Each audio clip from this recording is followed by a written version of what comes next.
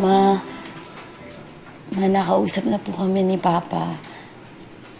Nasabi niya po sa amin yung nangyari sa inyo. Nagsorry na din po siya sa amin. At nagsorry din po siya sa inyo. Alam ko. Pero kasi, ang hirap na kasing magtiwala ulit sa papa niyo eh. Sorry kung naiipit kayo sa issue namin. Sorry din kasi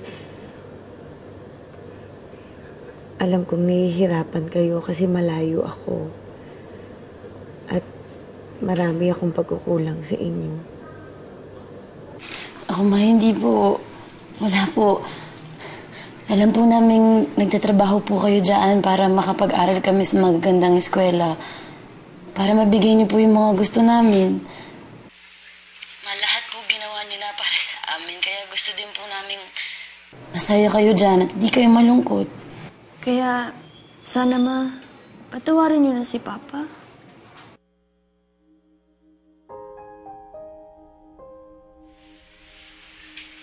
Kinapalan ko ng mukha ko, Lucy. Patulong na ako sa mga anak natin. Tatawag na lang ako ulit. Ma, wait, please, Ma. Please, Ma, pakinggan niyo lang po si Papa. Hindi mo na sana dinamay pa ang mga bata dito. Alam ko, desperado na ako eh. Kailangan kita makausap. Dahil gusto kong sabihin sa'yo na tinapos ko na. Wala na siya. Ma, nagmamakaawa ako sa'yo. Alam ko naman hindi mo ko mapapatawad agad eh. Pero sana bigyan mo ko ng chance. Papakita ko sa'yo kung gaano ako nagsisisi. Lucy, bubuin ko ulit yung tiwala mo sa akin. Maghihintay ako kahit gaano katagal. Liligawan ulit kita. Mas mabuti sigurong naging mabuting magulang na lang tayo ng mga bata kaysa magkabalikan. Oo, pero gagawin kong lahat para mapalambot ulit yung puso mo.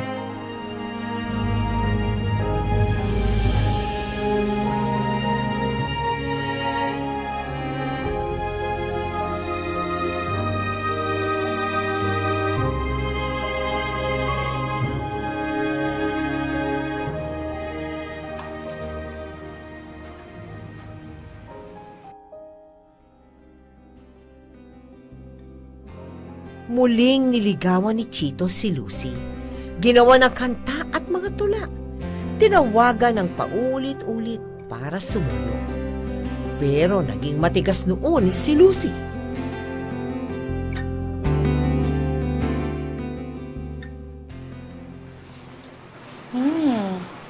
Para kay Mama ba yan, Pa? Anniversary gift po ba yan?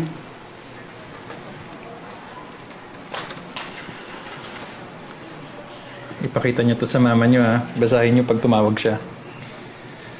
Kasi pag ako yung tumawag, sigurado hindi niya sasagutin eh.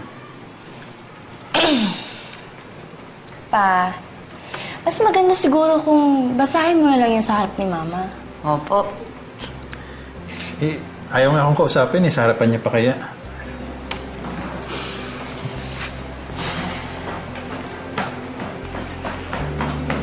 Para sa akin ba yan?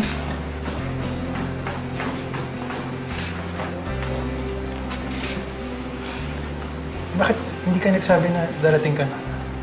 Sana sinundo man lang kita sa airport.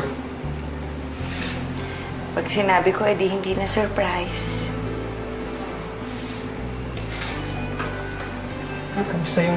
Kamusta yung biyahe mo? Yan ba talaga ang gusto mong itanong sa akin? Galit ka pa ba? Hindi na yata mawawala ang galit ko sa'yo dahil sa ginawa mo. Pero mas pinili kong patawarin ka. Kasi pinakita mo sa amin kung gaano ka nagsisisi at kung gaano mo kami kamahal ng mga anak mo.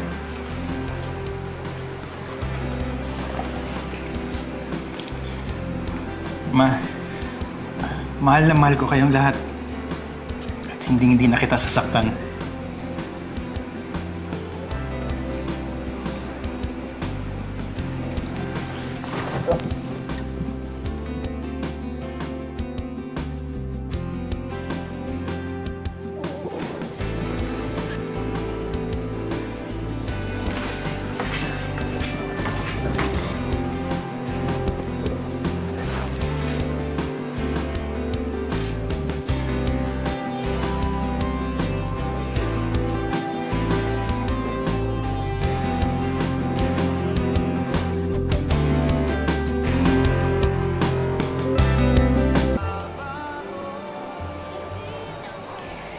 Ang lalaki na ng mga bata, no?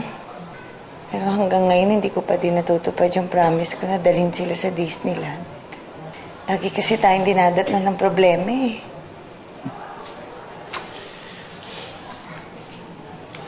Magagawa rin natin yun, Ma.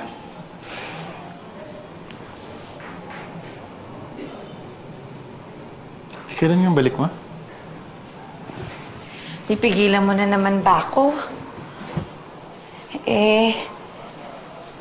Parang kinakabahan nga akong bumalik doon kasi baka kung ano naman ang gawin mo habang wala ako.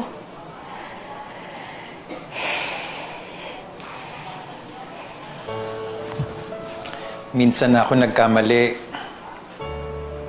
Muntik mawala sa akin ang buong pamilya ko. Hindi na ako ulit. Hihintayin kita. Alam mo, iniisip ko nga kung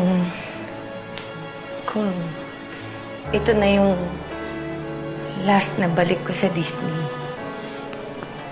Baka kasi pwedeng dito na lang ako for good. Talaga? Good news sa akin yan. Pero hindi kita pipilitin, ha? Alam ko naman gusto mo yung trabaho mo, eh. Basta, Ma, kung naman yung maging desisyon mo, susuportahan kita. Dahil ngayon hawak ko na ulit yung kamay mo, hindi na ako bibitiw.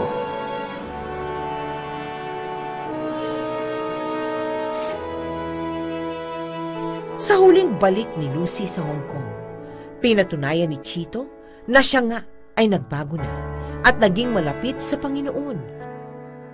Pero may isa pa siyang wish na nais niyang tuparin para sa kanyang asawa at mga anak. Saya na yung bata, no? Uy, ba't natin mo dalhin dito yung family mo? Parang deserve niyo magbakasyon pagkatapos ng lahat ng pinagdaanan niyo. Diba? Tsaka para makita nila saan ka nagtatrabaho. Naplano ko na yan. Hinihintay ko na lang yung mga bakasyon ng mga bata.